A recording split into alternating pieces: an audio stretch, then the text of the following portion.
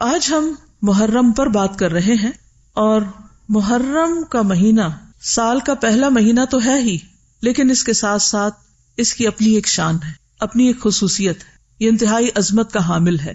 یہ عظمت اس کے نام سے ہی واضح ہے، یعنی اس کی حرمت کی وجہ سے اس کا نام محرم رکھا گیا ہے۔ اور محرم کا لفظی معنی ہوتا ہے ممنوع، مقدس، حرام کیا گیا، عظمت والا، لائق احترام۔ یہ محرم کے معنی ہے کہ یہ مقدس مہینہ ہے، عظمت والا ہے، قابل احترام مہینہ ہے۔ تو اگر یہ مہینہ قابل احترام ہے تو پھر ہمیں اس میں کیا کرنا چاہیے؟ محرم الحرام کا نام ہمیں کیا پیغام دیتا ہے؟ ہمیں اس پر غور کرنے کی ضرورت ہے۔ اور کسی سال کا آغاز اگر احترام سے ہو تو اختتام بھی احترام پر ہونا چاہیے، اور ان دونوں اینڈز کے بیچ میں بھی ہمارے تعلقات، ہمارے کام، ہمارے معاملات، ان سب کے اندر احترام اور خاص طور پر باہمی احترام کی روح پائی جانی چاہیے۔ ہم اسی پیغام کو آگے لے کر بڑھتے ہیں۔ ہم اپنی زندگیوں کا جائزہ لیں، اپنے گھر والوں کا، اپنے خاندان کا، اپنے معاشرے کا، اپنے ملک کا اور پوری دنیا کا، کہ کیا واقعی اسلامی مہینے کی یہ روح لوگوں کے مزاج کے اندر بھی پائی جاتی ہے؟ کیا بحیثیت انسان میں دوسرے انسانوں کا احترام کرتی ہوں؟ میں اپنے خاندان والوں کا احترام کرتی ہوں، اپنے بہن بھائیوں کا، اپنے رشتہ داروں کا، اپنے دوستوں کا، ساتھیوں کا، کسی بھی انسان کا جس کے ساتھ میرا معاملہ پیش آتا ہے، اس کے ساتھ میرا معاملہ اور میرا رویہ کیسا رویہ ہے؟ میرے تعلقات اس کے ساتھ کیا احترام پر مبنی ہے یا بے حرمتی پر، اخلاق پر مبنی ہے یا بد اخلاقی پر؟ نبی صلی اللہ علیہ وسلم نے تو یہ فرمایا تھا کہ جو بڑوں کی عزت نہ کرے، ان کا احترام نہ کرے، وہ ہم میں سے نہیں۔ تو گویا یہ احترام ہمارے دین کا شعار ہے۔ احترام، دوسرے کی عزت کرنا، دوسرے کے حقوق کا خیال رکھنا، یہ ہمارے دین کا پیغام ہے، یہ بنیادی روح ہے۔ لہٰذا ہمیں ہر اس چیز سے بچنا ہے جو اس احترام کو پامال کرنے والی ہو، چاہے وہ انسانوں کا احترام ہو، چاہے وہ انسانوں کے خالق یعنی رب العالمین کا احترام ہو، چاہے اس کی کتاب کا احترام ہو، چاہے اس کے بنائے ہوئے ان مہینوں کا احترام ہو، چاہے اس کے شاعر کا احترام ہو، شاعر اللہ کا۔ ہر وہ چیز جسے اللہ نے محترم قرار دیا، جسے اللہ نے قابل عزت قرار دیا، اس کی عزت کرنا ہمارے دین کا حصہ ہے، اس کی حرمت کا لحاظ اور پاس رکھنا ہمارے دین کا پیغام ہے۔ اور اگر ہم ایسا نہیں کر رہے تو پھر ہم اپنے دین کو خود اپنے ہاتھوں سے نقصان دے رہے ہیں۔ لیکن کس قدر افسوس کی بات ہے کہ ابھی محرم شروع نہیں ہوتا کہ ہر طرف ایک سہم ہوتی ہے، ایک خوف ہوتا ہے، ایک پریشانی کی فضا ہر طرف عام ہو جاتی۔ نئے سال کا آغاز خوشی اور احترام کی بجائے پریشانی اور بے چینی کے ساتھ شروع ہوتا ہے۔ کیا واقعی یہ اسلام ہے؟ کیا واقعی ہم اسلامی روح کو زندہ کر رہے ہیں؟ کیا واقعی اسلام کا پیغام یہی ہے؟ کیا ہم مسلمان بھی ہیں؟ پھر ہمیں اپنے آپ کا جائزہ لینا ہے، اپنے احوال کی اصلاح کرنی ہے۔ اور الحمدللہ اس وقت میرے سامنے 90% یوتھ بیٹھی جو اس پاکستان کا اور امت مسلمہ کا ایک مستقبل ہے۔ اگر آپ اس پیغام کو اپنے اندر جذب کر لیں کہ ہمیں احترام کی فضا کو رواج دینا ہے، تو انشاءاللہ آئندہ افق میں تبدیلی آئے گی۔ ہمیں نفرتوں کو ختم کرنا ہے، عداوتوں کو ختم کرنا ہے، ہمیں اپنی ذات سے آغاز کرنا ہے۔ مجھے دوسروں کا احترام سیکھنا ہے، کوئی میرا احترام کرے یا نہ کرے، کوئی میری حرمت کا پاس رکھے یا نہ رکھے، مجھے یک طرفہ طور پر یہ فیصلہ کرنا ہے کہ میں دوسروں کے ساتھ احترام کے ساتھ پیش آؤں گی، اپنی گفتگو میں، اپنے رویے میں، اپنے معاملے میں، اپنے تعلقات میں رواداری اور انسانی جذبات اور انسانی احساسات کا خیال کرتے ہوئے آگے بڑھنا ہے۔ مجھے صرف اپنے حقوق کو نہیں دیکھنا، مجھے حقوق دینے والا بننا ہے۔ اور جب ہم میں سے ہر شخص دینے والا بنے گا تو آپ دیکھیے کہ کیا کسی لینے والے کا ہاتھ خالی رہے گا؟ اس وقت بھی آپ امیجن کریں اگر اس ہال کے اندر سب دینے والے ہوں تو کیا کوئی لینے سے محروم رہے گا؟ لیکن اگر سب لینے والے ہوں صرف اور دینے کے لیے کوئی تیار نہ ہو تو کہاں سے کسی کو کچھ ملے گا؟ تو اسلام دینے کا سبق دیتا ہے، اپنی ذات سے آغاز کرنے کا سبق دیتا ہے۔ قرآن مجید کے شروع میں ہی فرمایا وَمِمَّا رَزَقْنَاهُمْ يُنْفِقُونَ، جو بھی ہم نے ان کو رزق عطا کیا ہے، اس میں چاہے وہ علم ہے، چاہے مال ہے، چاہے صلاحیتیں ہیں، طاقت ہے، قوت ہے، کچھ بھی ہے، جو بھی ملا ہے، ينفقون، وہ دیتے ہیں، وہ خرچ کرتے ہیں۔ تو ہمیں احترام کی فضا کو قائم کرنے کے لیے دینے والا بننا ہے، ہمیں آغاز کرنا ہے۔ نقطہ آغاز خود ہماری اپنی ذات ہوگی، پھر قریب ترین سرکل کو ہم بڑا کرتے جائیں گے، وسیع کرتے جائیں گے، اور وہ پوری دنیا تک انشاءاللہ پھیل جائے گا۔ یہی امن اور پیس کی ضمانت ہے۔ اس کے بغیر امن کا کوئی راستہ نہیں. جب تک ہم خود یہ تہیا نہ کریں کہ ہم نے امن سے رہنا ہے اور دوسروں کو بھی امن میں رہنے دینا ہے، اس وقت تک امن ہو نہیں سکتا. امن صرف باتیں کرنے سے نہیں ہوتا، کچھ کر کے دکھانے سے. تو انشاءاللہ ہم جو سنیں گے اس کو کر کے بھی دکھائیں گے انشاءاللہ. تو اللہ سبحانہ وتعالیٰ نے جہاں حرمت کے ان مہینوں کی بات کی، فرمایا فَلَا تَظْلِمُوا فِيهِنَّ أَنفُسَكُمْ، ان مہینوں میں اپنی جانوں پر ظلم نہ کرو، ظلم نہ کرو. تو گویا احترام کیسے حاصل ہوتا ہے؟ ظلم سے بچ کر، کسی پہ ظلم نہ کر کے، نہ ہاتھ سے نہ زبان سے، نہ کسی کی جان پر، نہ مال پر، نہ عزت پر، نہ آبرو پر. تو اس لیے ہمیں اللہ سبحانہ وتعالیٰ کے اس حکم کو اپنا موٹو بنانا ہے. فَلَا تَظْلِمُوا فِيهِنَّ أَنفُسَكُمْ، ان مہینوں میں اپنی جانوں پر ظلم نہ کرو. سال کا تیسرا حصہ یعنی 4 مہینے محترم ہے، اور ان میں ہم ظلم نہ کرنے کی پریکٹس کرتے ہیں تو باقی 2 حصوں میں بھی انشاءاللہ پھر ظلم سے بچ سکتے ہیں. جہاں تک ظلم کا تعلق ہے تو حضرت انس سے روایت ہے کہ رسول اللہ صلی اللہ علیہ وسلم نے فرمایا ظلم کی 3 اقسام ہیں، ظلم کی 3 قسمیں ہیں. نمبر 1 وہ ظلم جسے اللہ تعالیٰ کسی صورت میں معاف نہیں کرے گا. نمبر 2 وہ ظلم جس کو بخش دے گا. نمبر 3 وہ ظلم جو معاف نہ کیا جائے گا. پہلا جو کسی صورت میں نہ چھوڑے گا، دوسرا معاف کر دے گا، اور تیسرا معاف نہیں کرے گا. جس ظلم کو کسی صورت میں نہیں چھوڑا جائے گا وہ شرک ہے. ان الشرک لظلم عظیم، شرک سب سے بڑا ظلم ہے. گویا اللہ تعالیٰ کا حق نہ دینا، اللہ تعالیٰ کے حق میں کمی کرنا، اللہ تعالیٰ کے احترام میں کمی کرنا، اس کا سب سے بڑا مظہر کیا ہے کہ کسی کو اللہ کا شریک قرار دے دیا جائے. تو ظلم سے بچنے میں نمبر 1 چیز کیا ہے کہ انسان کس سے بچے؟ شرک سے بچے. کیونکہ جو اپنے خالق کا احترام نہیں کرتا، جو اپنے رب کا احترام نہیں کرتا، جو اس کا حق نہیں دیتا، جو اس کو گالی دینے سے باز نہیں آتا، یعنی وہ گالی دینا کیا ہے کہ کسی اور کو اللہ کا شریک قرار دے دینا، تو پھر وہ انسانوں کا حق کہاں سے پہچانے گا؟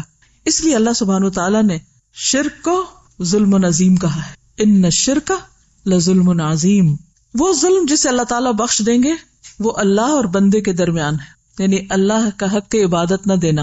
یعنی اگر اس میں کوئی کمی پیشی ہو گئی اور انسان نے توبہ کر لی تو اللہ تعالیٰ اس کو معاف کر دے گا. اور وہ ظلم جس کو معاف نہیں کیا جائے گا وہ بندوں کا آپس میں ایک دوسرے پر کیا ہوا ظلم ہے، یعنی حقوق العباد میں کمی. اللہ تعالیٰ ہر صورت میں بعض مظلوموں کو بعض ظالموں سے قصاص دلوائے گا، یعنی قیامت کے دن بدلہ دینا پڑے گا. اگر آج دنیا میں کوئی انسان کسی کا حق مارتا ہے، کسی پہ ظلم کرتا ہے، کسی کے ساتھ زیادتی کرتا ہے، اس کی جان مال عزت پر ہاتھ ڈالتا ہے، تو پھر قیامت کے دن اس کو بدلہ دینا ہوگا، قصاص دینا ہوگا. تو اس لیے انسان نمبر 1 اپنے ہر عمل کو اچھی طرح چھانے پٹکے اور دیکھے کہ کہیں وہ کسی بھی قسم کے ظاہری یا باطنی شرک میں تو مبتلا نہیں. یہ جاننے کے لیے توحید کی بات کو اچھی طرح سمجھ لے کہ توحید ہے کیا، کیونکہ جب تک توحید کے بارے میں جانتے نہیں تو شرک کبھی نہیں پتا چلے گا. اور پھر یہ جانے کہ شرک ہے کیا، کیونکہ ہر چیز اپنے اپوزٹ سے پہچانی جاتی، دن رات سے پہچانا جاتا ہے. لہذا دن کو صرف دن سے آپ نہیں جان سکتے جب تک رات کو نہ جانے. تو توحید کو بھی جانے اور شرک کو بھی جانے. یہ ایک الگ موضوع ہے جس پر انشاءاللہ کسی اور وقت میں بات ہوگی. آج جو ہمارا موضوع ہے محرم الحرام کے حوالے سے، وہ حرمت انسان اور خصوصاً حرمت مسلمان کہ ان کا احترام کس طرح کرنا ہے. کیونکہ قیامت کے دن انسان جب تک معاف نہیں کریں گے اللہ تعالیٰ بھی معاف نہیں فرمائے گا. تو ہمیں دنیا میں ہی معاملہ صاف کر لینا چاہیے. تو قرآن و سنت کی تعلیمات کی روشنی میں آج ہم دیکھتے ہیں کہ جو چیزیں ہمیں بتائی جا رہی ہیں، دکھائی جا رہے ہیں، کیا ان میں سے کوئی عادت، کوئی بات، کوئی چیز میرے اندر تو نہیں پائی جاتی؟ ان سب چیزوں کو اپنی زندگی سے مائنس کر دیں، ورنہ وہ سب اگر ہمارے عمل میں موجود ہیں وہ باتیں، تو وہ ہمارے اعمال نامے میں مکمل طور پر ریکارڈ ہو رہی ہیں، جمع ہو رہی ہیں. قیامت کے دن وہ سب کچھ تولا جائے گا، اور پھر وہ سارے انسان کھڑے ہوں گے جن پر چھوٹا یا بڑا کچھ بھی ظلم کیا ہوگا. وہاں ان کا بدلہ دینے کے لیے ہمارے پاس نہ مال ہوگا اور نہ کچھ اور. وہاں بدلہ کس سے دلوایا جائے گا؟ اعمال سے، جو پہلے ہی شاید اپنے لیے بھی کافی نہ ہو. کہاں یہ کہ ہم دوسروں کو اپنے اعمال بانٹیں. تو سب سے پہلی بات یہ ہے کہ اللہ سبحانہ و تعالیٰ نے ظلم کو حرام قرار دیا ہے. حدیث میں آتا ہے عن ابی ذر عن النبی صلی اللہ علیہ وسلم فیما روى عن اللہ تبارک وتعالی انہ قال یا عبادی انی حرمت الظلم علی نفسی وجعلتہ بینکم محرما فلا تظالموا۔ ابو ذر رضی اللہ عنہ سے روایت ہے کہ نبی صلی اللہ علیہ وسلم نے فرمایا کہ اللہ عز و جل نے فرمایا، اے میرے بندو، میں نے اپنے اوپر ظلم کو حرام قرار دیا، یعنی اللہ کسی بندے پر ظلم نہیں کرتا، کسی مخلوق پر، وَأَنَّ اللَّهَ لَيْسَ بِظَلَّامٍ لِّلْعَبِيدِ، اللہ اپنے بندوں پر ہرگز ظلم کرنے والا نہیں، اور میں نے تمہارے درمیان بھی ظلم کو حرام قرار دیا ہے، لہذا تم ایک دوسرے پہ ظلم نہ کرو۔ ظلم کیا ہے؟ حرام، ممنوع، کسی صورت میں اس کی اجازت نہیں۔ ظلم قیامت کے دن اندھیروں کا باعث ہوگا۔ عن عبد اللہ بن عمر رضی اللہ عنہما عن النبی صلی اللہ علیہ وسلم قال الظلم ظلمات یوم القیامہ۔ ابن عمر سے مروی ہے کہ نبی صلی اللہ علیہ وسلم نے فرمایا، ظلم قیامت کے دن اندھیروں کی صورت میں ہوگا۔ اندھیرا کسی کو بھی اچھا نہیں لگتا۔ رات کے وقت اگر آپ کو کہیں باہر نکلنا ہو کمرے سے اور لائٹ آن نہ ہو یا لائٹ چلی جائے تو دل کا کیا حال ہوتا ہے۔ دنیا میں تو آلٹرنیٹ بھی ہیں، لائٹ نہیں ہے تو آپ کوئی کینڈل جلا لیں، ٹارچ جلا لیں، اگر کچھ بھی نہیں تو آپ کسی انسان کا ہاتھ پکڑ کے نکل جائیں۔ قیامت کے دن کیا ہوگا جبکہ اپنے بھی پرائے ہو جائیں گے، تو ہر طرف اندھیرا ہی اندھیرا ہوگا۔ آپ نے دیکھو جو سردی آ رہی ہے اور روشنی تھوڑی کم ہو رہی ہے سورج کی، یا بادل آ جاتے ہیں تو ایک عجیب سا ڈپریشن ہونے لگتا ہے۔ تو قیامت کا دن جو 50,000 سال کے برابر ہے، اس دن اگر انسان کے آس پاس اندھیرا ہی اندھیرا ہے تو اس کی کیفیت اور اس کے غم کا کیا عالم ہوگا، اس کی پریشانی کا کیا عالم ہوگا۔ مسلمان کی پہچان یہ ہے کہ وہ نہ ظلم کرتا ہے اور نہ ظلم کے لیے کسی اور کے سپرد کرتا ہے کسی مسلمان کو، یعنی خود بھی کسی پہ ظلم نہیں کرتا اور دوسرے کو بھی نہیں کرنے دیتا۔ نبی صلی اللہ علیہ وسلم نے فرمایا، ہر مسلمان دوسرے مسلمان کا بھائی ہے، نہ اس پہ ظلم کرتا ہے اور نہ ظلم کے لیے کسی اور کے حوالے کرتا ہے کہ ٹھیک ہے میں تو نہیں کرتا، تم جو چاہو اس سے کر لو، بلکہ اگر کسی اور پر ظلم ہو رہا ہو تو آگے بڑھ کر اس منکر کو روکتا بھی ہے۔ ظلم کرنے والے قیامت کے دن شفاعت کے قابل نہ ہوں گے، ان کی شفاعت قبول نہ کی جائے گی۔ نبی صلی اللہ علیہ وسلم نے فرمایا، میری امت کے 2 قسم کے افراد کے حق میں میری شفاعت قبول نہ ہوگی۔ ہم سب جانتے ہیں کہ نبی صلی اللہ علیہ وسلم شفاعت کریں گے، لیکن 2 لوگوں کے حق میں شفاعت قبول نہیں ہوگی۔ وہ کون ہے؟ انتہائی ظالم حکمران، یعنی وہ حاکم جو لوگوں پر اپنی رعایا پر ظلم کرتے ہیں، وہ قابل رحم نہ ہوں گے۔ اور دوسرا وہ شخص جو غلو کرتے کرتے دائرہ مذہب سے ہی نکل جائے، دین سے ہی باہر ہو جائے، یعنی دین میں اتنی سختی اور اتنا تشدد کرے کہ وہ دین کی حدوں سے باہر ہو جائے، وہ بھی ظالم ہے، اپنے حق میں بھی اور دوسروں کے حق میں بھی۔ کیونکہ دین میں جو رخصتیں ہیں، دین میں جو خوبصورتی ہے، اس کو ویسا ہی رہنا چاہیے، دین کا اعتدال اور دین کے حسن کو ختم نہیں کرنا چاہیے۔ ظلم عام طور پر 3 طرح کا ہوتا ہے، لیکن اس سے پہلے ہم یہ دیکھیں گے کہ ہر مسلمان محترم ہے، اور مسلمان کا جو احترام ہے وہ باقی ساری چیزوں کے احترام سے بڑھ کر ہے۔ اللہ سبحانہ و تعالیٰ تو خالق ہے، مالک ہے، رب ہے، معبود ہے، ان کے احترام پر تو کسی کو کوئی شک ہی نہیں۔ قرآن محترم کتاب ہے، اسی طرح کعبۃ اللہ محترم ہے، اور ان چیزوں کا ہم احترام بھی کرتے ہیں، لیکن جب بات آتی ہے مسلمان کی تو ہم احترام بھول جاتے ہیں۔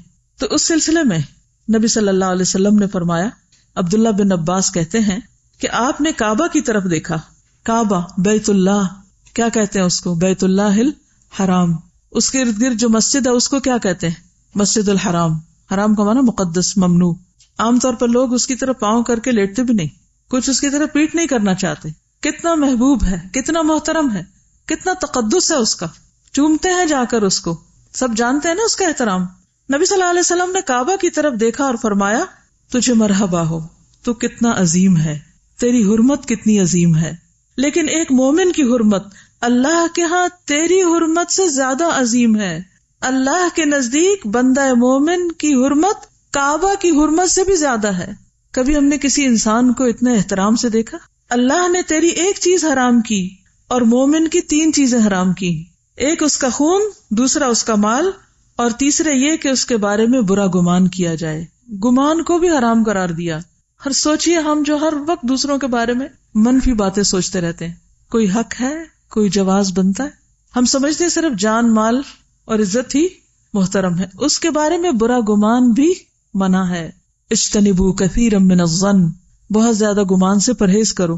ان بعض الظن اثم، بعض گمان گناہ ہیں۔ کیونکہ وہ مومن کی شان کے خلاف ہیں. لیکن ہم چھوٹی چھوٹی باتوں پر دوسروں کی طرف سے دل میلا کر لیتے ہیں. بعض اوقات معاملے کی پوری حقیقت کو نہیں سمجھتے اور وہ بات دل میں بٹھا لیتے، پھر اس کو ایک معیار بنا لیتے، پھر اس کے اندر سے اس کو پرکھتے ہیں، پھر وہ شیشہ اپنی آنکھوں پہ چڑھا لیتے ہیں، پھر اسی میں سے دیکھتے ہیں اس کو، اس کی چال ڈھال، کلام، بات، ہر چیز. حالانکہ وہ 100% بھی غلط ہو سکتی ہے ہماری سوچ. خیال تو خیال ہوتا ہے، خیال کوئی سالڈ چیز تو نہیں ہوتی، اس کو بنیاد تو نہیں بنایا جا سکتا. لہٰذا اس پہلو پر بھی غور کرنے کی ضرورت ہے. ایک اور حدیث میں آتا ہے، ابو ہریرہ رضی اللہ عنہ سے روایت ہے کہ رسول اللہ صلی اللہ علیہ وسلم نے فرمایا، ایک مسلمان کی ہر چیز دوسرے مسلمان پر حرام ہے، اس کا خون اور اس کا مال اور اس کی عزت و آبرو. ایک اور جگہ پر آتا ہے کہ نبی صلی اللہ علیہ وسلم نے منا میں صحابہ سے مخاطب ہو کے فرمایا، تم جانتے ہو یہ کون سا دن ہے؟ انہوں نے کہا اللہ اور اس کا رسول بہتر جانتے ہیں. کیا انہیں نہیں پتا تھا؟ لیکن صحابہ احترام میں ایسا کہہ رہے ہیں. تو آپ نے فرمایا یقیناً یہ حرمت والا دن ہے. پھر آپ صلی اللہ علیہ وسلم نے پوچھا کیا تم جانتے یہ کون سا مہینہ ہے؟ انہوں نے کہا اللہ اور اس کا رسول بہتر جانتے ہیں. تو آپ نے فرمایا یہ حرمت والا مہینہ ہے. پھر آپ نے پوچھا تم جانتے یہ کون سا شہر ہے؟ انہوں نے کہا اللہ اور اس کا رسول بہتر جانتے ہیں. تو آپ نے فرمایا یہ حرمت والا شہر ہے. پھر فرمایا بے شک اللہ نے تمہارے خون، تمہارے مال، تمہاری عزتیں آپس میں تمہارے لیے اسی طرح حرام کی ہیں جس طرح تمہارے اس دن، تمہارے اس مہینے اور تمہارے اس شہر کی حرمت ہے. تم اس دن کو محترم سمجھتے ہو، اس مہینے کو محترم سمجھتے ہو، اس جگہ کو محترم سمجھتے ہو، لیکن یاد رکھو مومن کا احترام اس سے بڑھ کے ہے. ان احادیث کی روشنی میں اور آپ اپنے دلوں کا جائزہ لیں. کیا واقعی ہم احترام کے اس معیار پر پورے اترتے؟ سوچئے، غور کیجئے. اپنے والدین کے احترام کو دیکھیے، اپنے خاندان کے بزرگوں کو دیکھیے، اپنے سے بڑے افراد کو دیکھیے عمر میں، اپنے ساتھیوں کو، اپنے خدمت گاروں کو، ان کا کتنا احترام ہے، کیونکہ انسان تو وہ بھی ہیں. کچھ معلوم نہیں قیامت کے دن ان کا درجہ کہیں بلند ہو اور آپ وہ نیچے بیٹھے ہوں. کیا واقعی دین کی یہ روح ہمارے اندر ہے؟ ہم مسلمان کہلانے کے لائق ہیں، حق رکھتے ہیں؟ دلوں کا جائزہ لیجیے. آج اسلامی معاشرے سے کیا اٹھ چکا ہے جس کی وجہ سے ساری خرابیاں پیدا ہو رہی، ساری بے چینیاں اور بے اطمینانیاں. اس کی بنیادی وجہ یہی ہے. صرف آج سے اگر آپ یہ عہد کر لیں کہ کوئی بڑا ہو یا چھوٹا مجھے اس کے ساتھ عزت اور احترام سے بات کرنی، تو آپ دیکھیے کہ پوری فضا ہی تبدیل ہو جائے گی. اور کیوں کرنا ہے؟ کیا کسی سے انعام کی خاطر، کسی سے کچھ حاصل کرنے کے لیے؟ نہیں. کیوں کریں گے ہم احترام کسی کا؟ اچھا یہ بتائیے مجھے، ہم احترام کرتے کیوں نہیں؟ احترام کیوں نہیں کرتے؟ اس کی کیا وجہ ہوتی؟ اس کے پیچھے کیا نفسیات ہوتی؟ تکبر، ایروگنس. ہم سمجھتے ہیں ہم اگر کسی کا احترام کریں گے، کسی کے ساتھ ہم عزت سے پیش آئیں گے تو ہم چھوٹے ہو جائیں گے، پھر دوسرے ہمارے سر پہ چڑھ جائیں گے. حالانکہ بہت سے اختلافات ہم احترام کی حد کے اندر رہتے ہوئے بھی حل کر سکتے ہیں. ضروری تو نہیں کہ کسی بھی کام کو بدتمیزی اور بد اخلاقی سے ہی کیا جائے. ہم امن سے، احترام سے، سکون سے، خوشی سے بہت سے معاملات کو حل کر سکتے ہیں. لیکن ہم ایسا کیوں نہیں کرتے؟ کیونکہ وہ اندر کی اصلاح نہیں ہوئی. بعض اوقات ہم یہ بھی کرتے ہیں کہ اگر کوئی میری عزت کرے گا تو میں اس کی عزت کروں. کنڈیشنل شرط رکھ دیتے ہیں، چونکہ اس نے نہیں کی لہٰذا مجھ پر بھی فرض عائد نہیں ہوتا. اور ایگو، برا گمان. جب ہمارے دل میں کسی کا احترام نہیں ہوتا نا تو رویے میں آتا ہی نہیں. جن کے دلوں میں احترام ہوتا ہے کیا وہ نگاہوں سے بھی نہیں چھلک رہا ہوتا؟ وہ چہروں سے جھلک رہا ہوتا ہے، وہ رویوں سے پتہ چل رہا ہوتا ہے، وہ چال ڈھال سے پتہ چل جاتا ہے. اس کے لیے کسی خول چڑھانے کی ضرورت ہی نہیں ہوتی. تو اصل چیز کیا ہے کہ اس بات کو اللہ کا حکم سمجھ کر اپنے اندر لانے کی کوشش کریں. جب وہ اندر آ جائے گی تو باہر خود بخود آ جائے گی. یہی دین کا طریقہ ہے. اسی کا نام تزکیہ ہے. نبی صلی اللہ علیہ وسلم صرف کتاب کی تعلیم دے کر نہیں چلے گئے بلکہ آپ نے لوگوں کا تزکیہ کیا. تو آئیے دیکھتے ہیں کہ کون کون سی چیز محترم ہے، احترام کیسے کرنا ہے، کسی کی کیا چیز ہم پر حرام ہے جس کو ہم نہیں چھیڑ سکتے، جس سے بچنا ہے. تو سب سے پہلے ہے جان کی حرمت. ہر انسان کو جینے کا حق ہے سوائے اس کے کہ اللہ اس کو یہ حق نہ دے. قرآن مجید میں قتل مومن کو حرام قرار دیا گیا. سورۃ النساء 93 میں فرمایا وَمَن يَقْتُلْ مُؤْمِنًا مُتَعَمِّدًا فَجَزَاؤُهُ جَهَنَّمُ خَالِدًا فِيهَا وَغَضِبَ اللَّهُ عَلَيْهِ وَلَعَنَهُ وَأَعَدَّ لَهُ عَذَابًا عَظِيمًا. اور جو کوئی کسی مومن کو قصداً قتل کر ڈالے، یعنی جان بوجھ کے قتل کر دے، اس کی سزا جہنم ہے جس میں وہ ہمیشہ رہے گا. اس پر اللہ تعالیٰ کا غضب ہے، اللہ تعالیٰ نے اس پر لعنت کی ہے اور اس پر اس کے لیے بہت بڑا عذاب تیار کر رکھا ہے. حدیث میں آتا ہے حضرت ابو ہریرہ رسول اللہ صلی اللہ علیہ وسلم کا یہ فرمان ذکر کر رہے تھے کہ اگر تمام آسمانوں اور زمین والے کسی مومن کے قتل میں شریک ہوں تو اللہ تعالیٰ ان سب کو جہنم میں دھکیل دے گا. یعنی صرف ایک شخص نہیں، اگر ایک کے قتل میں 10 لوگ شریک ہیں تو وہ 10 کے 10، اور اگر سارے آسمان والے اور سارے زمین والے تو وہ سارے کے سارے.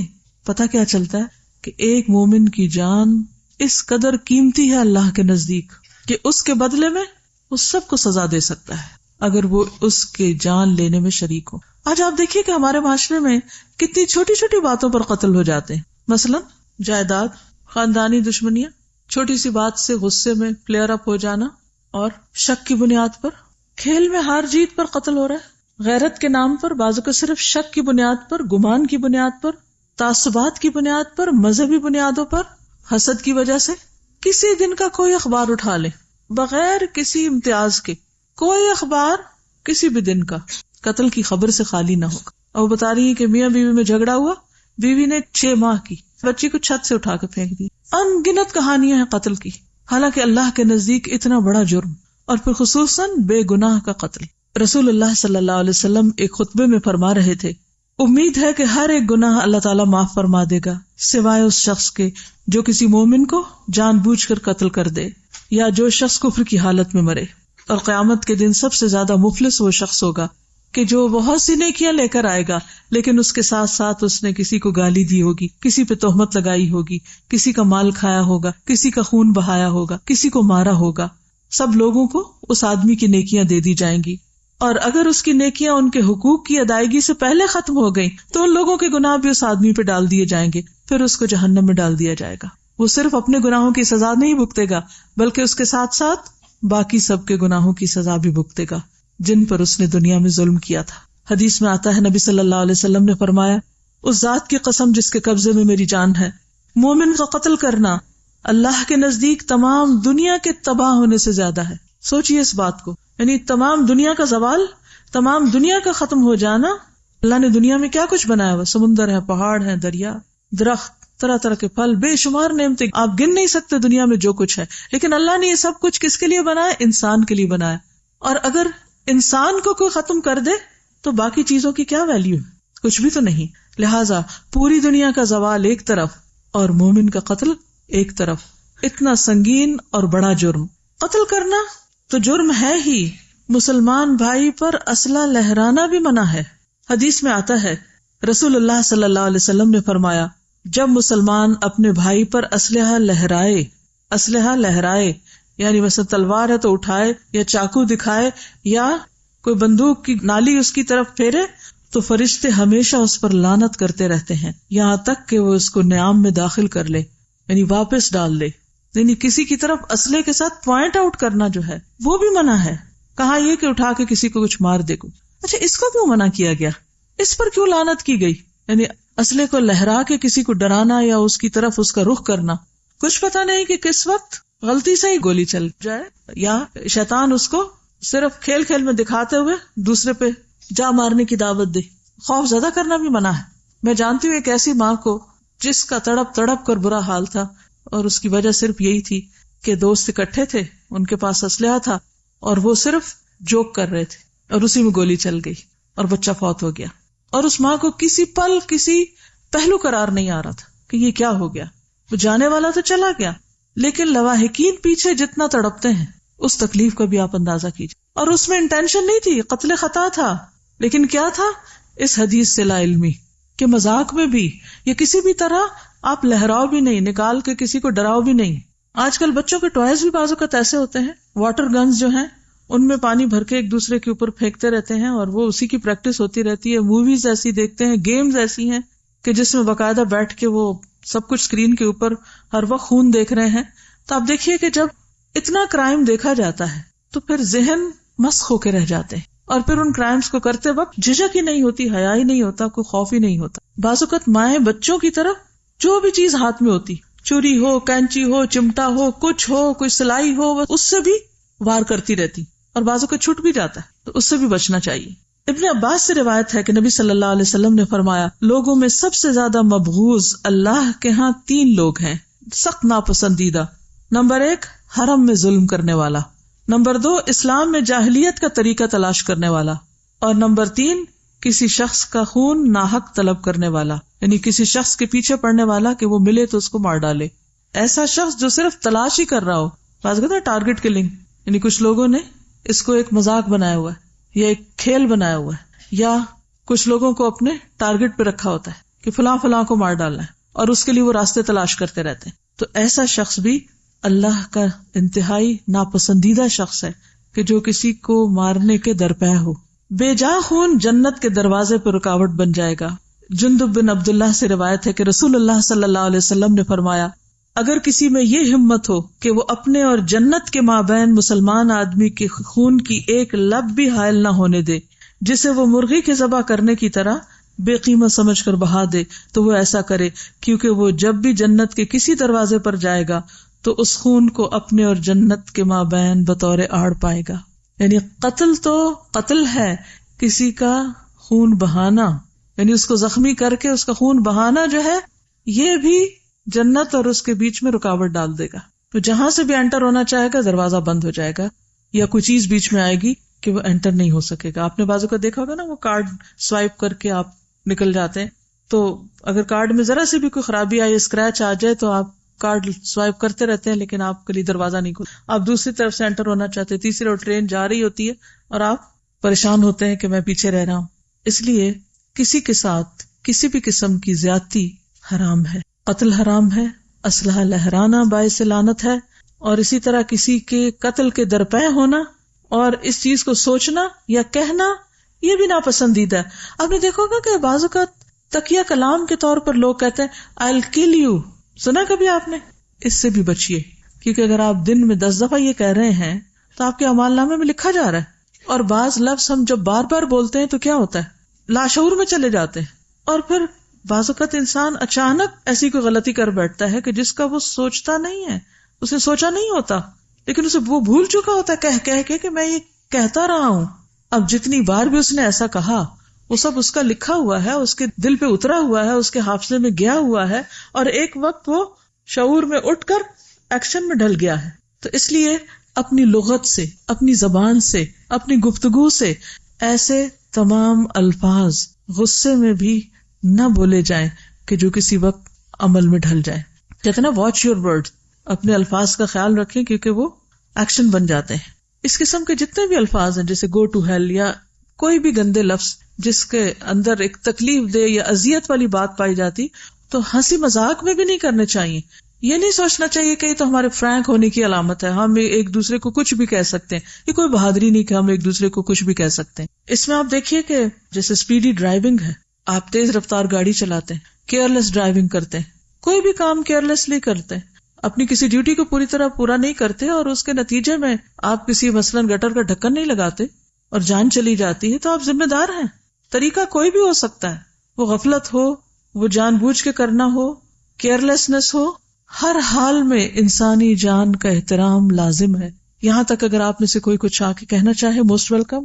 اس کے بعد ہم اگلی بات پہ آئیں گے، مال کی حرمت، کہ دوسرے کا مال بھی ہم پر حرام ہے۔ میں یہ کہنا چاہوں گی کہ قتل کا جب ہم پڑھتے ہیں نا کہ ظلم کی قسمیں ہیں، اور سب سے بڑا لگ رہا ہے کہ قتل، یہ ہمیں لگتا ہے بہت ایکسٹریم ہے، ہم تو اس تک نہیں جا رہے، لیکن اس کی اگر ہم ابتدا میں دیکھیں تو یہ ایک انسان کو ورتھ لیس جب ہم سمجھتے ہیں کہ اس انسان کی کوئی قدر و قیمت نہیں ہے، تو تب ہی ہم اس ایکسٹریم لیول تک پہنچتے ہیں۔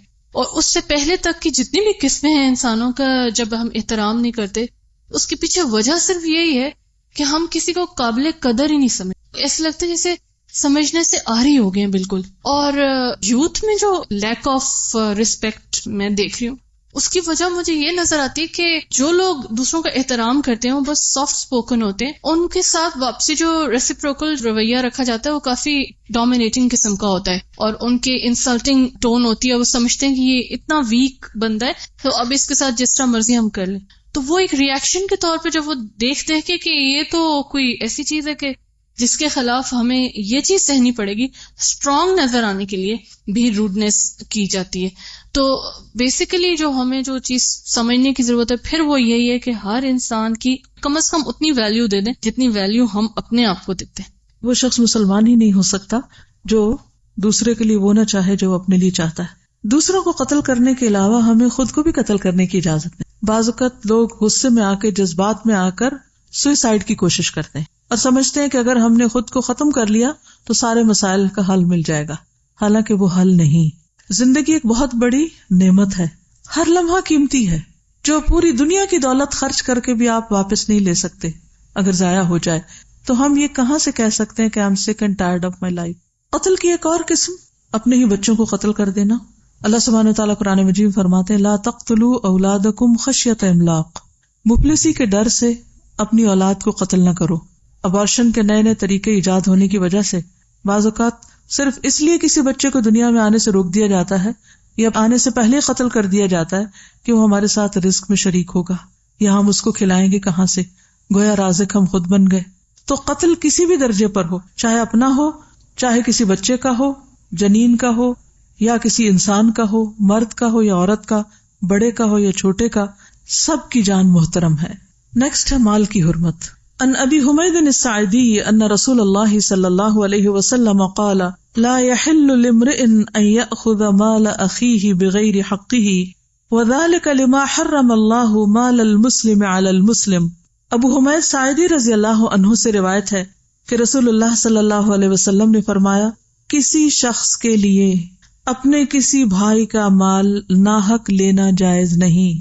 کسی شخص کے لیے اپنے کسی بھائی کا یعنی کسی دوسرے شخص کا مال ناحق لینا جائز نہیں، کیونکہ اللہ نے ایک مسلمان پر دوسرے مسلمان کا مال حرام قرار دیا ہے. کسی کا مال اس کی مرضی، اس کی اجازت کے بغیر نہیں لیا جا سکتا، وہ مال چھوٹا ہو یا بڑا ہو، تھوڑا ہو یا زیادہ ہو.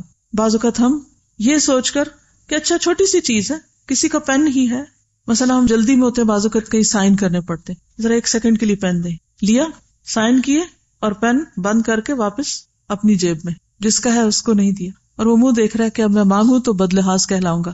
تو ناسمجھی میں، غفلت میں یہ چونکہ عادتیں پڑ جاتی ہیں کہ کیئر نہ کرنا.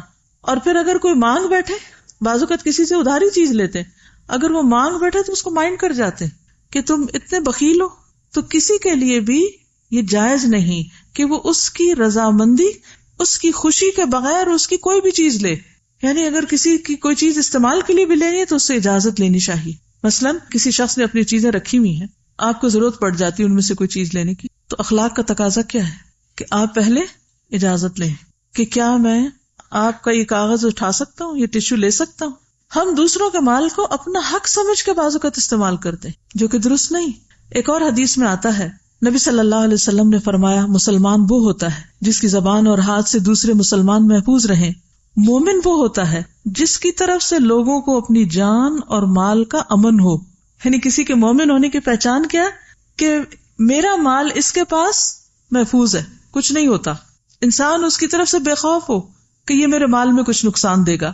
ایک اور حدیث میں ہے، نبی صلی اللہ علیہ وسلم نے فرمایا مسلمان مسلمان کے لیے آئینہ ہے اور مسلمان مسلمان کا بھائی ہے کہ اس سے اس کے نقصان کو روکتا ہے، اس کی پیٹھ پیچھے اس کا دفاع کرتا ہے. یعنی صرف یہ کہ لینا نہیں، بلکہ اگر کسی کے مال کو کوئی نقصان پہنچنا تو اس نقصان کو بھی روکنا ہے. پھر یہ ہے کہ ہنسی مذاق میں بھی کسی کا مال لینا جائز نہیں. عبداللہ بن صائب سے روایت ہے، وہ اپنے والد سے اور وہ عبداللہ کے دادا سے روایت کرتے ہیں، انہوں نے رسول اللہ صلی اللہ علیہ وسلم کو فرماتے ہوئے سنا تم میں سے کوئی شخص اپنے بھائی کی کوئی چیز ہرگز نہ لے، نہ مذاق میں نہ حقیقتاً. حدیث میں آتا ہے لائبن ولا جادن، نہ کھیل میں اور نہ سیریسلی. کیونکہ بعض اوقات کوئی شخص کچھ کھا رہا ہے اور اس نے آپ کو آفر نہیں کیا، اب آپ کا بھی دل کر پڑتا کہ آپ بھی جا کے وہ کھا لیں، تو اب آپ کیا کرتے ہیں کہ ہنسی مذاق میں بعض اوقات چھین لیتے ہیں اس سے یا اس میں شریک ہو جاتے ہیں. ہاں اگر آپ کو یہ پتا ہو کہ وہ شخص خوش ہوگا کہ آپ اس کے ساتھ شریک ہو، کیونکہ لوگوں کے ساتھ رہتے رہتے مزاج کا پتہ چل جاتا ہے نا. اب بعض اوقات گھر میں بہن بھائیوں میں چھوٹی چھوٹی لڑائیاں کس وجہ سے ہوتی ہیں؟ انہی باتوں پہ ہوتی ہے نا، جب ہم ان کی مرضی کے بغیر ان کی چیز لے لیتے ہیں یا ان کے حصے کی چیز ہم کھا جاتے ہیں. اسی طرح مزدور کی اجرت ہضم نہیں کی جا سکتی. کہ آپ نے کسی سے کام کروایا اور پھر آپ اس کو اس کی تنخواہ نہ دیں، پیمنٹ نہ کریں. نبی صلی اللہ علیہ وسلم نے فرمایا سب سے بڑے گناہ یہ ہیں وہ آدمی جس نے ایک عورت سے شادی کی، اس سے اپنی حاجت پوری کی، پھر اسے طلاق دے دی اور اس کا حق مہر ہڑپ کر گیا. یعنی عورت کو حق مہر نہ دینا یہ بھی جرم ہے. دوسرا وہ آدمی جس نے کسی کو مزدوری پہ لگایا اور اس کی اجرت خود نگل گیا، یعنی پیمنٹ نہیں کی مزدوروں کی. تیسرا وہ آدمی جس نے کسی چوپائے کو بے فائدہ قتل کر دیا ایسے ہی مذاق میں. پھر اسی طرح آپ صلی اللہ علیہ وسلم نے کسی کا مال لوٹنے سے یعنی ڈکیتی وغیرہ کرنے سے اور اچکنے سے بھی منع کیا ہے. آپ نے یہاں تک منع کیا ہے کہ اگر کسی کے مال پر کوئی قدرتی آفت آ جائے تو اس سے پھر وہ چیز وصول کی جائے. نبی صلی اللہ علیہ وسلم نے فرمایا جو شخص پھل فروخت کرے پھر اس پر کسی قسم کی آفت نازل ہو جائے، مثلا کوئی سیلاب آ گیا یا کوئی اور اسی طرح کی تباہی ہو گئی، تو وہ اپنے بھائی کا مال وصول نہ کرے. آپ صلی اللہ علیہ وسلم نے اسی طرح فرمایا آخر کار کس بات پر تم میں کوئی شخص دوسرے مسلمان بھائی کا مال کھائے، یعنی اس کو نقصان ہوا ہے اور تم مزید اس کے اوپر نقصان ڈال رہے ہو. نبی صلی اللہ علیہ وسلم نے فرمایا اگر اللہ اس درخت پر پھل نہ لگائے تو پھر تم میں سے کوئی اپنے بھائی کا مال کیسے حلال کرے گا. بعض اوقات ایسا ہوتا ہے نا کہ پھل لگنے سے پہلے باغ بیچ دیے جاتے ہیں، ٹھیکہ جو طے ہوتا ہے. سنا ہوا یہ؟ اب کیا ہوتا ہے کہ وہ طے ہو گیا جی اس باغ کا 10,000 روپے ملے گا. اب اتفاق یہ ہے کہ کوئی ایسی بیماری پڑی باغ کو 1 روپے کا پھل نہیں آیا. اب اللہ نے پھل اگایا نہیں باغ میں، تو یہ جس نے کانٹریکٹ کیا تھا، ٹھیکہ لیا تھا، اس کو اپنی جیب سے 10,000 دینے پڑ رہے ہیں، تو یہ بھی درست نہیں.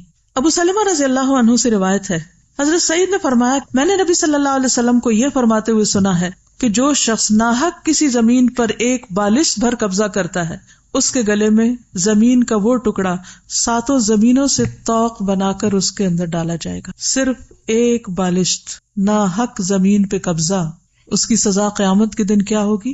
7 زمینوں کو ایک ہار کی شکل میں، یعنی اس کا پورا بوجھ اس شخص کے گردن پہ ڈال دیا توق بنا کر. اور جو شخص کسی قوم کی اجازت کے بغیر ان سے موالات کی نسبت اختیار کرتا ہے اس پر اللہ کی لعنت ہے. جو شخص قسم کھا کر کسی مسلمان کا ناجائز طور پر مال حاصل کرتا ہے اللہ اس میں کبھی برکت نہیں دیتا. تو اس میں خاص طور پر 2 باتیں، ایک تو یہ کہ قسم کھا کر کسی سے کچھ نہیں لینا جو حق نہ بنتا ہو، کیونکہ اس میں کبھی بھی برکت نہیں ہوگی. اور دوسرے یہ کہ زمین بھی مال ہی کی ایک قسم ہے. جہاں کسی کا کوئی مال مثلا روپیہ، پیسہ، سونا یا کوئی کھانے پینے کی چیز اٹھانا منع ہے، اسی طرح زمین جو کہ اٹھائی تو نہیں جا سکتی لیکن اس پر ناجائز قبضہ کر لینا، جو آپ کا حق نہیں اسے اپنا بنا لینا، یا یہ کہ حقداروں کو حق نہ دینا. بعض اوقات ایسا ہوتا ہے نا کہ جائیداد تقسیم ہی نہیں کی جاتی. ہمارے معاشرے میں خاص طور پر عورتوں کو حق نہیں دیا جاتا، اس سے بھی منع کیا گیا ہے. یہ ظلم کی قسم ہے، یہ حرمتوں کی خلاف ورزی ہے. ایک اور حدیث میں ہے آپ صلی اللہ علیہ وسلم نے فرمایا جس شخص نے جھوٹی قسم کے ساتھ کسی مسلمان کا مال حاصل کیا اس کے دل پر ایک سیاہ نقطہ ہوگا جس کو قیامت تک کوئی چیز تبدیل نہیں کر سکتی. یعنی جب کوئی چوری کرتا ہے، چوری یا ناجائز طور پر مال لیتا ہے، تو اس کا نقصان کیا ہوتا ہے؟ دل پر سیاہی آ جاتی. وہ سیاہی اتر ہی نہیں سکتی، قیامت تک سیاہی رہے گی جب تک انسان اس کو لوٹا نہ دے، توبہ نہ کر لے، اپنے مال سے نکال نہ دے. دیکھیے بعض لوگ ہیبیچل ہوتے ہیں، ان کو ایک عادت ہوتی ہے کسی نہ کسی کے مال میں ہاتھ ڈالنے کی، کچھ نہ کچھ اٹھانے کی. وہ کسی ریڑھی کے پاس سے گزریں گے، وہاں سے کچھ اٹھا کے کھا لیں گے. وہ کسی شاپ میں جائیں گے، وہاں سے کچھ اٹھا کے جیب میں ڈال لیں گے. وہ کسی باغ میں سے گزر رہے گے، وہاں سے اور کچھ نہیں پھول ہی توڑ لیں گے. وہ بھی تو کسی کا ہے نا، ہمارا تو نہیں. کسی آفس میں کام کر رہے ہوں گے، وہاں سے پیپر اٹھا کے گھر لے جائیں گے، اسٹیشنری چرا کے گھر لے جائیں گے. آپ سوچئے تو صحیح کہ کتنی قسمیں ہیں ان سب چوریوں کی. بعض اوقات نیبرز نے اپنے کچھ پھلدار درخت لگائے ہوئے ہیں اور وہ سو رہے ہیں اندر، گلی محلے کے بچے سارے اکٹھے ہو کر جا کر توڑ کے سب کچھ ختم کر کے ہضم کر دیتے ہیں. کھائے پیے نہ بھی ضائع کر دیتے ہیں. کون ان کی تربیت کرے گا؟ کون ان کو بتائے گا کہ یہ غلط ہے؟ اور جب بچپن سے ہی بچوں کے منہ کو حرام لگ جاتا ہے، ناجائز کسی کی چیز اٹھا کے کھانے کی عادت پڑ جاتی، تو پھر بڑے ہو کر ان کو تمیز نہیں رہتی.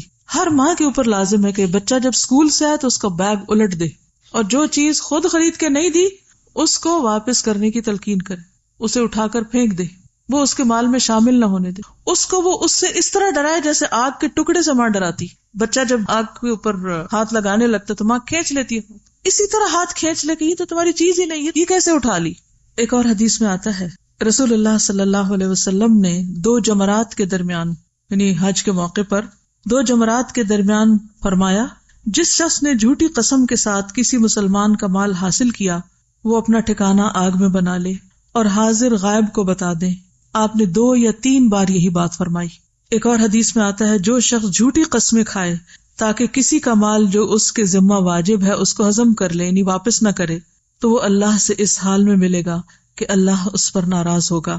ایک اور حدیث میں آتا ہے نبی صلی اللہ علیہ وسلم نے فرمایا جس نے کسی مسلمان کا ناحق ایک لقمہ بھی کھایا اللہ تعالیٰ اسے اتنا ہی جہنم کا کھانا کھلائیں گے. جس نے کسی مسلمان کا ناحق کپڑا پہنا اللہ تعالیٰ اسے اسی کے بقدر جہنم کا کپڑا پہنائیں گے. اور جو کوئی کسی مسلمان کے ساتھ دکھلاوے والی جگہ پر کھڑا ہوگا تو اللہ تعالیٰ اسے قیامت والے دن دکھلاوے والے مقام پر کھڑا کرے گا یعنی اس کے عیب لوگوں کے سامنے لائے گا. ایک اور حدیث میں آتا ہے نبی صلی اللہ علیہ وسلم نے فرمایا مسلمان کی گمشدہ چیز آگ کی لپٹ ہوتی ہے اس کے قریب بھی نہ جانا. گمشدہ چیز آگ کی لپٹ ہے یعنی مثلاً کوئی شخص اپنی کوئی چیز بھول گیا اور آپ کو پتا ہے کہ فلاں کی ہے وہ چلا گیا. مثلا کوئی موبائل بھول گیا, کوئی اپنی کوئی جیولری میں سے بازو کا ایسا ہوتا ہے نا کہ آپ واش روم جاتے ہیں تو گھڑی اتارتے ہیں یا آپ انگوٹھی اتار کے رکھتے ہیں. کچھ لوگوں کی عادت ہوتی ہے وضو وغیرہ کرنے سے پہلے اور واپسی پہ بھول جاتے ہیں. اتنے میں پیچھے سے کوئی اور جاتا ہے وہ دیکھتا ہے کہ او یہ تو اتنی قیمتی گھڑی پڑی تو اٹھا کے جیب میں ڈال لیتا ہے چھپا لیتا ہے. یہ کیا ہے؟ گویا آگ کا انگارہ ہے جو اس نے چھپایا. اول تو یہ کہ جس کے اندر ایمان ہوگا وہ تو ہاتھ ہی نہیں لگائے گا کہ پڑی رہے. جو بھول کے گیا اس کو یاد آئے گا وہ واپس آ کے اسی جگہ سے تلاش کرے گا اس کو مل جائے گی. یہ ہے اسلامی معاشرہ کہ جس میں ہر شخص اپنی جان عزت مال کے بارے میں دوسروں سے امن میں ہے کہ کچھ نہیں ہوتا. لیکن ہمارا کیا حال ہے؟ ہر وقت ایک خوف کی حالت میں. اگر بیگ رکھا ہوا بھی ہے تو وہ بھی بار بار دیکھتے رہتے ہیں بیگ ادھر ہی ہے نا, دائیں بائیں مڑ کے دیکھتے ہیں کہ کون بیٹھا ہوا ہے, کہیں ایسا تو نہیں کہ کوئی چپکے سے ہاتھ ڈال دے یا بیگ ہی اٹھا کے بھاگ جائے. کسی ہاسپٹل میں جائیں, بازار میں جائیں, حتیٰ کہ حرم میں جائیں, جیب کاٹنے والے ہر جگہ آپ کو ملیں گے. جنازوں پہ اور تو اور مسجد میں لوگ نماز پڑھنے جاتے ہیں ان کے جوتے چرائے جاتے ہیں. یعنی کون سی جگہ ہے جہاں آپ کہیں کہ یہاں امن ہے, یہاں کچھ نہیں ہوتا. میں ایک بے خوف جگہ پر آ گیا ہوں. کس قدر حرمتوں کو پامال کر دیا گیا. نبی صلی اللہ علیہ وسلم نے فرمایا کسی شخص کے لیے اس کے بھائی کا مال اس وقت تک حلال نہیں جب تک وہ اپنے دل کی خوشی سے اس کی اجازت نہ دے دے. تیسری چیز ہے عزت کو پامال کرنا. جان اور مال کے بعد عزت کی پامالی. آپ دیکھیے کہ بعض اوقات ہم کوئی چیز رینٹ آؤٹ کرتے ہیں, جب واپس لیتے ہیں تو اتنی ٹوٹ پھوٹ ہو چکی ہوتی ہے کہ وہ جو رینٹ اس میں لیا ہوتا ہے اس سے بھی زیادہ پڑ جاتا ہے اس کی اصلاح میں. کسی اور کے انٹرنیٹ کے سگنل کیچ کر کے یا ہیک کر لیتے ہیں. چوری کی جدید قسم ہے یہ. بعض اوقات موبائل کے بیلنس چرا لیتے ہیں. بعض اوقات ایسی ڈونیشنز جیسے غریبوں کے لیے آتی ہیں یا سیلاب والوں کے لیے ان کو ان تک نہیں پہنچایا جاتا, راستے میں لوگ لین دین کر لیتے ہیں ان کا. اسی طرح ٹیلی فون کی چوری, گورنمنٹ کو نقصان دینا, بجلی کی چوری, گیس کی چوری, کسی کے محل پہ نیت خراب رکھنا. انہیں ہر انسان کو اللہ نے ایک سینس دی ہے, ایک عقل دی ہے, اس میں بھی پرکھ سکتے ہیں. لسٹ نہ بھی سامنے ہو تو دل بتا سکتا ہے آپ کا کہ کون سی چیز آپ کی ہے, کون سی کسی کی, کون خوشی سے دے رہا ہے اور کون راضی نہیں ہے اور آپ جبرن اس سے کھینچ رہے ہیں. تیسری چیز ہے عزت پامال کرنا. بہت سے لوگ کسی کی جان کے بارے میں بھی بڑے محتاط ہیں اور مال کے بارے میں بھی. کسی بھی طرح کا کوئی ظلم نہیں کرتے اور دور دور سے بھی ڈرتے ہیں, بہت محتاط پاکیزہ زندگی بسر کرتے ہیں, لیکن ان کی زبان سے کوئی محفوظ نہیں ہوتا, کوئی نہیں بچتا. لہٰذا بے حد ضروری ہے کہ ان حرمتوں کا بھی پاس رکھا جائے. انس بن مالک رضی اللہ عنہ سے روایت ہے کہ رسول اللہ صلی اللہ علیہ وسلم نے فرمایا جب مجھے میرے رب عز و جل نے معراج عطا کی تو اس رات میں ایک قوم پر گزرا. ان کے ناخن تانبے کے تھے اور وہ ان ناخنوں سے اپنے چہرے اور سینے کھرچ رہے تھے, اسکریچ کر رہے تھے. میں نے کہا یہ کون لوگ ہیں اے جبریل؟ انہوں نے فرمایا یہ وہ لوگ ہیں جو لوگوں کا گوشت کھاتے تھے اور ان کی عزت و آبرو کے درپے رہتے تھے. کیونکہ ہوتا کیا ہے نا, اسکریچ سے وہ دوسرے کی جو خوبصورتی ہے وہ ختم ہوتی. تو جب آپ کسی کی عزت پر کوئی بات کرتے ہیں تو اس کی شان میں فرق آتا ہے. تو قیامت کے دن کسی کے ساتھ جو کرے گا وہ اپنے آپ کو خود ہی نوچ رہا ہوگا, اپنے آپ کو خود بدنما اور بدصورت بنا رہا ہوگا. ابو ہریرہ رضی اللہ عنہ سے مروی ہے نبی صلی اللہ علیہ وسلم نے فرمایا ہر مسلمان دوسرے مسلمان کا بھائی ہے, نہ اس پہ ظلم کرتا نہ اسے رسوا کرتا ہے, اس کی بے عزتی نہیں کرتا اور نہ اسے حقیر سمجھتا ہے, بلٹل نہیں کرتا, چھوٹا نہیں سمجھتا. ایک اور حدیث میں ہے نبی صلی اللہ علیہ وسلم نے فرمایا سب سے بڑا سود ربا یہ ہے کہ انسان ناحق کسی مسلمان کی عزت سے کھیلے. بعض لوگ ویسے سود کو حرام قرار دیتے ہیں، وہ نہیں لین دین کرتے انٹرسٹ کا، لیکن دوسروں کی عزتوں سے کھیلتے رہتے ہیں. یہ سب سے بڑا سود ہے. نبی صلی اللہ علیہ وسلم نے فرمایا کسی آدمی کے برا ہونے کے لیے یہی کافی ہے کہ وہ اپنے مسلمان بھائی کو حقیر سمجھے، کمتر سمجھے، گھٹیا سمجھے. نبی صلی اللہ علیہ وسلم نے فرمایا جو شخص اپنے بھائی کی عزت سے اس چیز کو دور کرے گا جو اسے عیبدار کرتی ہے، اللہ تعالیٰ قیامت کے دن اس کے چہرے سے آگ کو دور کرے گا. یعنی اگر کوئی چیز کسی کے بارے میں کوئی کہہ رہا ہے کسی مجلس میں اور وہ اس کو اس کی پیٹھ پیچھے ذلیل کر رہا ہے، تو وہ اٹھ کے ایک ایسی بات بولے کہ جس سے اس کا دفاع ہو، تو قیامت کے دن ایسے شخص کے چہرے کو جو دوسروں کا دفاع کرتا ہے اس کے چہرے کو آگ سے بچا لیا جائے گا. یعنی جو دوسروں کی حفاظت کرے اللہ قیامت کے دن اس کی حفاظت کرے گا. عزت پامال کرنے کی جو صورتیں ہیں ان میں سب سے بڑی غیبت ہے. کسی کی پیٹھ پیچھے اس کا ذکر ایسے انداز میں کرنا کہ اس کو حقیر گردانا جائے. نبی صلی اللہ علیہ وسلم نے فرمایا، معاذ بن جبل سے روایت ہے، انہوں نے رسول اللہ صلی اللہ علیہ وسلم کے پاس ایک آدمی کا ذکر کیا اور کہا جب تک اسے کھلایا نہ جائے وہ کھاتا نہیں، جب تک اسے سوار نہ کیا جائے وہ سوار نہیں ہوتا. نبی صلی اللہ علیہ وسلم نے فرمایا تم نے اس کی غیبت کی. صحابہ نے کہا اللہ کے رسول صلی اللہ علیہ وسلم جو اس میں ہے ہم نے تو وہی بیان کیا. آپ نے فرمایا غیبت کے لیے تمہیں یہی کافی ہے کہ تم اپنے بھائی کی اس بات کا ذکر کرو جو اس میں ہے. یعنی یہاں آپ دیکھیے کس چیز کو آپ نے غیبت قرار دیا، صرف بے جا تبصرے کو. ہم بیٹھے ہوتے ہیں نا تو دوسروں کی باتیں کرتے، فلاں تو ایسا ہے کہ بس اللہ کی پناہ، اسے تو کپڑے پہننے نہیں آتے، اسے تو چلنا نہیں آتا، اسے تو گھر سنبھالنا نہیں آتا، وہ ایسا نہیں کرتا، وہ ویسا نہیں کرتا.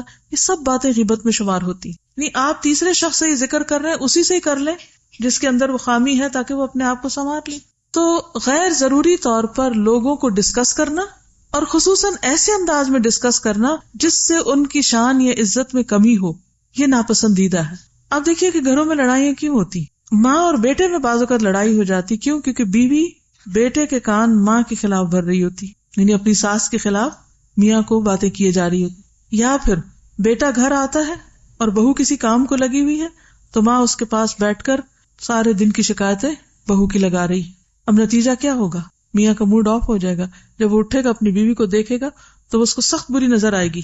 کہاں گئی محبتیں، کہاں گئی چاہتیں، کہاں گئے اچھے تعلقات؟ کس نے ظلم کیا؟ اس نے جس نے حق اور ناحق دونوں طرح. بعض چیزیں ہوتی ہیں ان کو ذکر کرنا بھی منع ہے، تو جو ہوتی نہیں وہ تو بہتان ہے، وہ تو اس سے بڑا الزام ہے، اس سے بڑی عزت کی پامالی ہے. اس بنا پر گھروں کے گھر ختم ہو کے رہ جاتے ہیں، طلاقوں تک نوبتیں آتی ہیں اور آئندہ نسلیں برباد ہو کے رہ جاتی، ہر طرح کا سکون برباد ہو جاتا ہے. پھر اسی طرح کسی کے بارے میں، کسی کی شکل یا کسی کے قد یا کسی کے حال حلیے پر ناروا بات کرنا، خواہ وہ حقیقت ہی کیوں نہ ہو. حضرت عائشہ کہتی ہیں کہ میں نے نبی صلی اللہ علیہ وسلم سے کہا آپ کو صفیہ میں یہی کافی ہے کہ وہ ایسے اور ایسے ہے. انہوں نے صرف ان کے چھوٹے قد کا ذکر کیا. آپ نے فرمایا تم نے ایسا کلمہ کہا ہے اگر سمندر میں ڈال دیا جائے تو وہ بھی کڑوا ہو جائے. یعنی تمہیں حق نہیں کہ تم کسی کے قد پہ بات کرو، کیونکہ قد کسی نے خود تھوڑی بنایا ہے.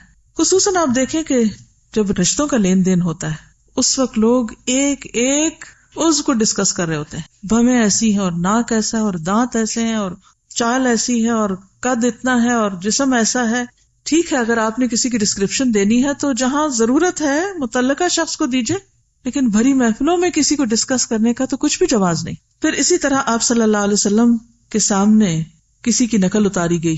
آپ نے فرمایا مجھے پسند نہیں کہ میں کسی کی نقل اتاروں، خواہ مجھے اتنا اور اتنا مال ہی کیوں نہ ملے. یعنی بڑی سے بڑی چیز بھی ملے تو میں کسی کی نقل نہیں اتاروں گا. لہذا کسی کے لہجے کی نقل، کسی کی چال کی نقل، کسی کی بات کی نقل، یہ بھی ناپسندیدہ چیزوں میں سے، یہ بھی احترام کے منافی ہے. پھر اسی طرح کسی کی چغلی کرنا، کیونکہ اس سے نفرتیں پھیلتی ہیں. حضرت عبداللہ بن مسعود سے روایت ہے نبی صلی اللہ علیہ وسلم نے فرمایا کیا میں تمہیں یہ نہ بتاؤں مل عدھ کیا چیز ہوتی، عدھ کیا ہوتی ہے؟ فرمایا اس سے مراد چغلی ہے جو لوگوں کے درمیان نفرت پیدا کرے. ایک اور روایت میں جو لوگوں کے درمیان فساد پیدا کرے، یعنی کسی کے پاس آ کر وہ بات بیان کرنا جس سے اس شخص اور جس کی بات کہی گئی ان کے درمیان لڑائی ہو جائے. یعنی لوگوں میں پھوٹ ڈلوانا، فساد کرنا، یہ بھی بدترین عادت ہے. آپ صلی اللہ علیہ وسلم 2 قبروں کے پاس سے گزرے جن کو عذاب قبر ہو رہا تھا. آپ نے فرمایا کسی بڑی بات پہ نہیں، ان میں سے ایک چغل خور تھا، چغلیاں کھاتا تھا، اس بنا پر اسے قبر میں ہی سزا مل رہی ہے. یعنی ایک جگہ سے دوسری جگہ بات پہنچانا، کہیں دیکھی کوئی چیز تو جا کے فوراً شکایت لگانا. یہ جو شکایتیں لگانا ہے نا اور دوسروں کے بارے میں بدگمان کرنا، یہ بھی اسی میں شامل ہو جاتا ہے۔ عبد الرحمن بن غنم کہتے ہیں نبی صلی اللہ علیہ وسلم نے فرمایا، اللہ کے بہترین بندے وہ ہیں جنہیں دیکھ کر اللہ یاد آ جائے، اور بدترین بندے وہ ہیں جو چغل خوری کرتے ہیں، دوستوں کے درمیان تفریق پیدا کرتے ہیں، دوستوں کو لڑاتے ہیں، باغی، بیزار اور متعنت ہوتے ہیں، ہٹ دھرم قسم کے لوگ۔ نبی صلی اللہ علیہ وسلم نے فرمایا، بنی آدم کے اعمال ہر جمعرات کو پیش کیے جاتے ہیں، اور کسی قطع رحمی کرنے والے کے اعمال قبول نہیں کیے جاتے۔ جو رشتوں کو کاٹے ہوئے ہوتے ہیں، آپس میں ناراض ہوتے ہیں، وہ جو نیکیاں کرتے بھی ہیں وہ سٹک ہوتی ہیں، رستے میں ہی رکی رہتی ہیں۔ جیسے آپ کے پارسل گم ہو جاتے ہیں تو یہاں سے تو آپ نے سب کچھ اپنا مال اکٹھا کر کے بھیج دیا لیکن آگے نہیں پہنچا۔ کبھی ہوا آپ کے ساتھ ایسے کہ آپ نے کسی کو کچھ بھیجا اور وہ وہاں تک نہ پہنچ؟ کبھی اس کیفیت کو یاد کریں کہ آپ نے بڑی چاہت سے کچھ پیک کر کے اچھا خوبصورت بنا کے کسی کے لیے کچھ روانہ کیا، اور یہاں تو یہ آپ سارے اعمال اپنے لیے روانہ کر رہے ہیں، اپنی آخرت کے لیے، اور جب آپ نے چیک کیا تو وہ ملا ہی نہیں۔ اس وقت کیا کیفیت ہوتی؟ وہ پارسل نہیں ملا، وہ فلاں چیز نہیں ملی۔ جی ہاں، یہ جو کچھ بھیج رہے ہیں وہ رستے میں کھڑا ہے، کیونکہ آپ اپنے ہی رشتے داروں کے ساتھ تعلق کاٹے ہوئے، آپ کی بول چال بند ہے۔ یہ بھی احترام میں کمی کا ایک حصہ ہے۔ نبی صلی اللہ علیہ وسلم نے فرمایا، جس نے قطع رحمی کی وہ مرنے سے پہلے اس کا وبال دیکھ لے گا، یعنی جو رشتوں کو کاٹے گا وہ اس کا نقصان دنیا میں دیکھ کے مرے گا۔ یعنی کچھ گناہ ایسے ہیں جن کی سزا دنیا میں انسان کو مل جاتی۔ آپ نے فرمایا کسی کے لیے جائز نہیں کہ 3 دن سے زیادہ اپنے مسلمان بھائی سے قطع تعلق ہی کرے۔ اگر وہ اس حال پر رہیں گے تو جو پہلے رجوع کرے گا اس کا پہل کرنا اس کے لیے کفارہ بن جائے گا اس غلطی کا۔ اگر دوسرے نے اس کو سلام کیا اور اس نے جواب نہ دیا تو سلام کرنے والے کو تو فرشتے جواب دیں گے اور رد کرنے والے کو شیطان، اور اگر دونوں قطع تعلقی کی حالت میں مر گئے تو جنت میں اکٹھے نہ ہو سکیں گے۔ پھر اسی طرح حسد کرنا، کسی سے بغض رکھنا، نفرت کرنا، پھر اسی طرح کسی کو اچانک ڈرانا، یہ بھی منع ہے، یہ گھبراہٹ میں ڈالنا، پریشان کرنا۔ نبی صلی اللہ علیہ وسلم کے ساتھ لوگ سفر میں تھے جن میں سے ایک شخص سو گیا، تو ان میں سے بعض اس کی رسی کی طرف گئے جو اس کے ساتھ تھی اور وہ اسے لے گیا، یعنی اس کی چیز اٹھا کے لے گئے۔ وہ آدمی گھبرا گیا۔ آپ نے فرمایا کسی مسلمان کے لیے جائز نہیں کہ وہ کسی کو گھبراہٹ میں مبتلا کرے۔ ہم بعض اوقات کیا کرتے ہیں، اچانک ایک دم دھماکہ کرتے ہیں کسی کے سر پہ جا کے اور اس کو ڈرا دیتے ہیں۔ بعض اوقات ہارٹ اٹیک تک ہو جاتے ہیں لوگوں کو جب ان کو خوف زدہ کرتے ہیں۔ بعض اوقات کسی کی چیز اٹھا کے چھپا دیتے ہیں صرف مذاق کے لیے کہ اچھا اٹھے گا تو پریشان ہوگا۔ تو اس قسم کی پریشانی میں کسی کو مبتلا کرنا بھی درست نہیں۔ آپ صلی اللہ علیہ وسلم سے کسی نے کہا کہ مجھے وصیت کیجیے۔ آپ نے فرمایا کسی سے کو نیکی کرتے ہوئے اس سے معمولی نہ سمجھو، خواہ کسی تنہا آدمی کی گھبراہٹ اس کے ساتھ رہ کر دور کرنا۔ بعض اوقات ایسا ہوتا ہے نا کہ کوئی شخص گھبرا رہا ہوتا ہے تو آپ اس کے پاس چلے جاتے ہیں، جیسے کوئی فوت ہو گیا تو آپ اس کی تعزیت کے لیے چلے گئے، یا ویسے کوئی پریشان ہے، غمگین ہے، دکھی ہے، تو اس کی گھبراہٹ دور کرنے کے لیے اس کو کمپنی دینا جو ہے یہ بھی ایک نیکی ہے۔ پھر عزت پامال کرنے میں گالی دینا بھی آتا ہے، یعنی کسی کو گالی دینا، تانا دینا۔ فرمایا مومن کو گالی دینا فسق ہے، یعنی نافرمانی کا کام ہے۔ آپ صلی اللہ علیہ وسلم نے فرمایا جب کوئی شخص اپنے بھائی کو اے کافر کہتا ہے، یعنی کسی کو کافر کافر کہتا ہے، تو وہ اس کے قتل کی طرح ہے، وہ اس کے قتل کی طرح ہے، اور مومن پر لعنت کرنا اس کے قتل کی طرح ہے، کسی پہ لعنت بھی نہیں کی جا سکتی۔ نبی صلی اللہ علیہ وسلم نے فرمایا میں تمہیں وصیت کرتا ہوں کہ تم لعن طعن کرنے والے نہ بنو۔ فرمایا زیادہ لعنت کرنے والے قیامت کے دن شفاعت کرنے والے نہیں ہوں گے اور نہ ہی گواہی دینے والے۔ پھر اسی طرح کسی کو آر نہ دلائیں۔ آر دینا کیا ہوتا ہے؟ کسی کو شرمندہ کرنا ہے، ہاں تم کیا جانو، تمہیں کیا پتا، تمہیں نہیں یہ کام کرنا آتا، تم نہیں کر سکتے۔ تانے دے دے کہ کسی کا جذباتی قتل یا کسی کا کانفیڈینس کل کر دینا یہ بھی درست نہیں۔ پھر اسی طرح یہ ہے کہ انسان اپنی زبان اور اپنی عزت کا دفاع بھی کرے، کسی کو کوئی ایسی بات نہ کرے کہ جس سے پلٹ کر خود وہ اپنی بے عزتی کرانے کے درپے ہو جائے۔ تو یہ تھی چند باتیں محرم الحرام اور حرمت مسلمان کے حوالے سے۔ آخر میں محرم کے روزے کی یاد دہانی کرانا چاہوں گی کہ نبی صلی اللہ علیہ وسلم رمضان کے بعد محرم کے روزے کو سب سے اہم قرار دیتے تھے، یعنی اجر کے اعتبار سے۔ حدیث میں آتا ہے افضل الصیام بعد رمضان شہر اللہ المحرم، رمضان کے بعد افضل ترین روزہ اللہ تعالیٰ کے مہینے محرم کا روزہ ہے۔ نبی صلی اللہ علیہ وسلم سے پوچھا گیا کہ رمضان کے بعد افضل روزہ کون سا ہے؟ تو آپ نے فرمایا اس مہینے کے روزے جسے تم محرم کہتے ہو۔